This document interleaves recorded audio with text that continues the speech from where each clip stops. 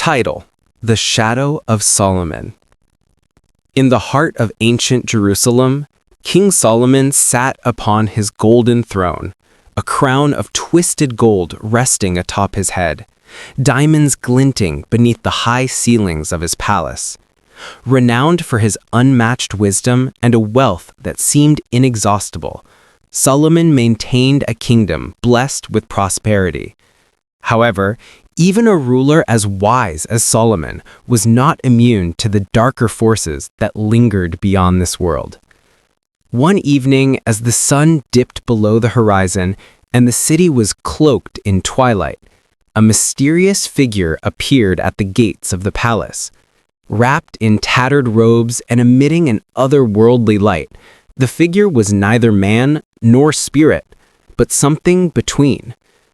The guards, paralyzed by a blend of fear and awe, failed to stop the intruder as they drifted into the grand hall. King Solomon, sensing the presence of the figure even before it revealed itself, took a deep breath. Who seeks an audience with the King of Israel? The figure stepped into the light, revealing a face both beautiful and terrifying, with eyes that sparkled with the wisdom of ages. "I am Azael, a messenger of the unseen realms. I come bearing a warning and a gift." Intrigued and unsettled, Solomon gestured for Azael to speak. "Speak then, Azael. What warning do you bring?" "The balance of your realm is threatened," Azael replied, their voice a haunting melody. "The demons of the abyss, envious of your wisdom and prosperity, conspire to unleash chaos upon your people. They seek to rise as shadows, cloaked in fear, and you alone possess the power to bind them." "What must I do?" Solomon asked, his heart racing with the weight of responsibility. "You must summon the seals of power, for in those forgotten sigils lies the essence of creation and the shackles of destruction. But beware, each seal comes with great sacrifice." With that, Azael raised a slender hand, revealing a shimmering scroll inscribed with celestial symbols. Solomon took the scroll, feeling its energy pulse with a life of its own. "Where can I find these seals?" he asked, determination igniting within him. "You must journey into the land of shadows, where the boundaries between our worlds dissolve. There, you will face trials testing the very core of your being. Only then can you reclaim the seals and spare your kingdom from impending doom." Solomon, resolute in his mission, gathered his most trusted advisors. Under the veil of night, they set out on a perilous trek, crossing valleys that echoed with echoes of the long-forgotten, and ascending mountains that scratched the very heavens. As they traversed deeper into the land of shadows, unsettling whispers drifted through the air, entreating them to turn back, to abandon the quest. Days turned to nights, and each trial grew fiercer than the last.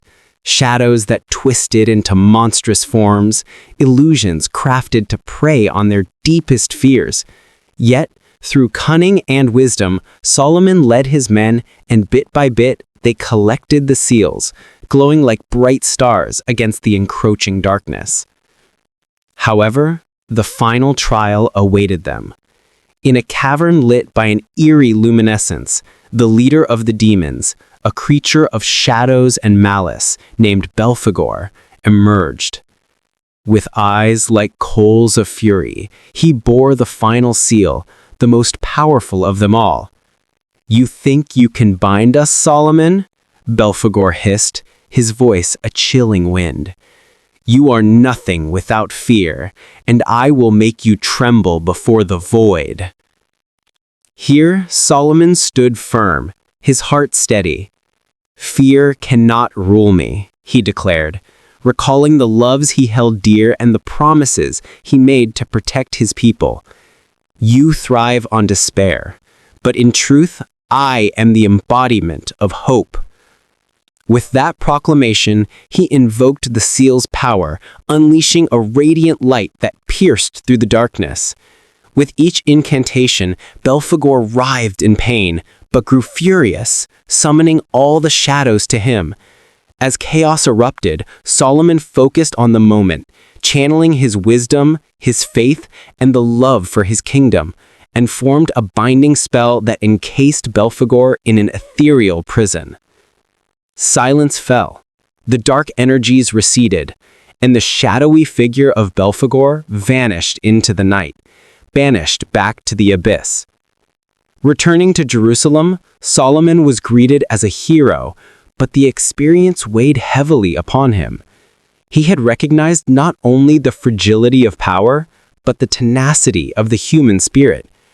In the heart of his palace, he unrolled Azael's scroll and inscribed it within the sacred texts, the lessons learned from shadows, now a part of the eternal wisdom he would pass to future generations. Yet, in the quiet of the dimly lit room, he wondered, was the battle truly over? Or would the shadows ever return to claim another chance at inflicting chaos on his reign? The weight of his crown felt heavier, yet Solomon understood that true kingship was not merely about dominion, but also about vigilance, compassion, and unyielding courage against the darkness that lingers on the edges of existence.